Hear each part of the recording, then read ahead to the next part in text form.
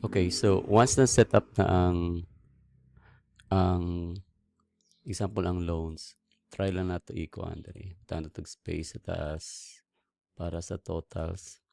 Then para ma-freeze ang mga cells, i-ano lang nato.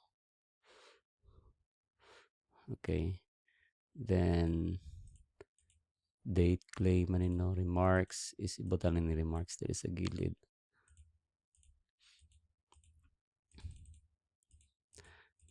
Okay. Then para mas-sort na to siya, pwede ka mag-add ka another 1,000. Para daghan siya, another 1,000. Para ma-sort. Then, tanga na to, filter. Create filter. Okay. So, diri, para na total pag once na talag subtotal, number 3 man siguro na. Dahil lang ha.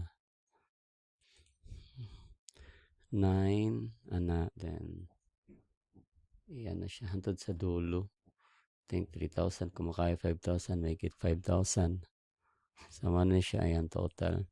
So, kung, halimbawa, mag-filter diri, example, let's say, kana lang yung pension lang, or, pwede i-clear sa una. Let's say, kana lang yung then mahatag siya total. Okay. Okay. Then, okay. Now, sa cashier, natay ginatawag nga import range. Okay, so para makuha ang kailangan lang ang kailangan ni cashier is kaning data diri. Ang mag-fill up diri from here, ikan sa TR date, kaning info, is si loan officer. So, para may copy si Canary, import niya diri. Okay, so, okay, ang importation, saan yung importation?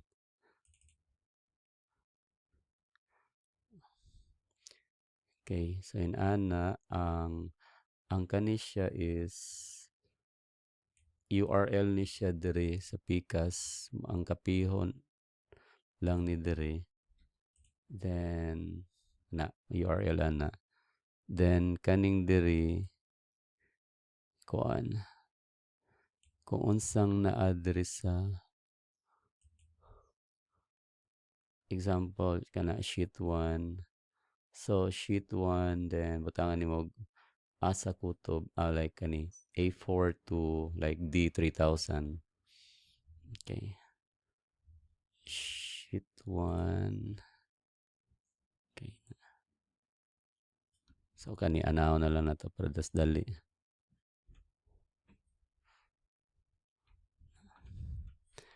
So tandaan na siya exclamatory diri nga function. Then A4 to, let's say, D3000.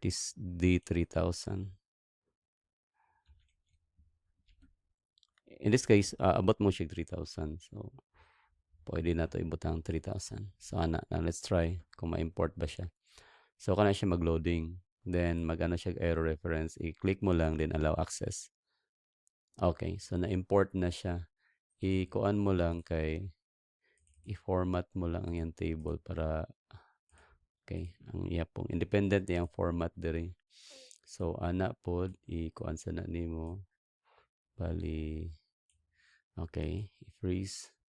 So diri ang date claim remarks nasa yaha diri kay wala ni diri kay loan officer. So ang buhaton okay. Now, let's say nagbutang si cashier diri. Okay, butang sa natog total the same time diri parehara na. Pwede na to i-copy diri kay para na siya iyaha. Similar nga total. I-expand lang na. Okay. So karon if dali lang ha. Tanggalan sa nato ning okay.